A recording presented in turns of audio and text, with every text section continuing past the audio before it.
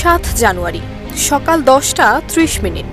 আমেরিকার Los Angeles শহর তখনও পুরোদমে জেগে ওঠেনি। এমন সময় ক্যালিফোর্নিয়ার প্যাসিফিক প্যালিসেডস এলাকায় শুরু হয় ভয়াবহ এক দাবানল, যা গিলে খেয়েছিল প্রায় ৩৭,০০০ একর জায়গা এবং ১০,০০০-এরও বেশি বসতবাড়ি। তাতে পুড়ে ছাই হয়েছিল রূপালী পর্দার তারকাদের ঘরবাড়িও।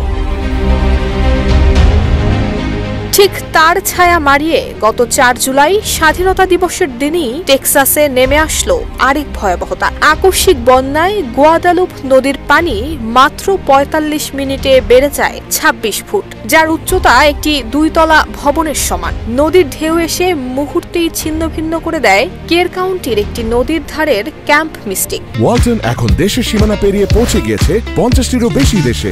ওয়ালটন, ঘরে ঘরে বিশ্বজুড়ে। যাতে এখনো পর্যন্ত প্রাণ গেছে শতাধিক মানুষের, এখনো নিখোঁজ রয়েছে অনেকেই।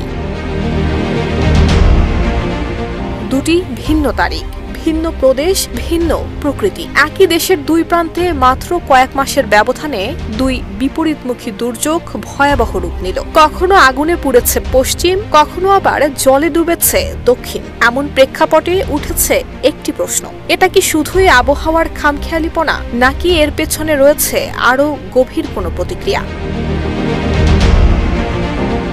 এই প্রশ্ন যেন আরো জোরালো হচ্ছে আন্তর্জাতিক প্রেক্ষাপটে গাজার অবস্থার দিকে তাকিয়ে। যে গাজা গত ১ বছর ধরে বোমার ছায়ায় মৃত্যুর উপত্যকায় দিন কাটাচ্ছে, সেখানে প্রতিদিনই ঝরছে শিশুদের রক্ত, ধ্বংস হচ্ছে ঘরবাড়ি, স্কুল, এমনকি হাসপাতালও। বহু বিশ্লেষক বলছেন যুক্তরাষ্ট্রের সরাসরি সামরিক সহায়তায় চলছে এই ধ্বংসযজ্ঞ। অস্ত্র আসে আমেরিকা থেকে আর ধ্বংস হয় গাজা। সোশ্যাল মিডিয়ায় অনেকেই লিখেছেন, এই দাবানল, এই বন্যা নিছকই কাকতালীয় নয়, এটি হতে পারে প্রকৃতির নীরব প্রতিক্রিয়া। নুসরাত জাহান মেহেক, ঢাকা পোস্ট।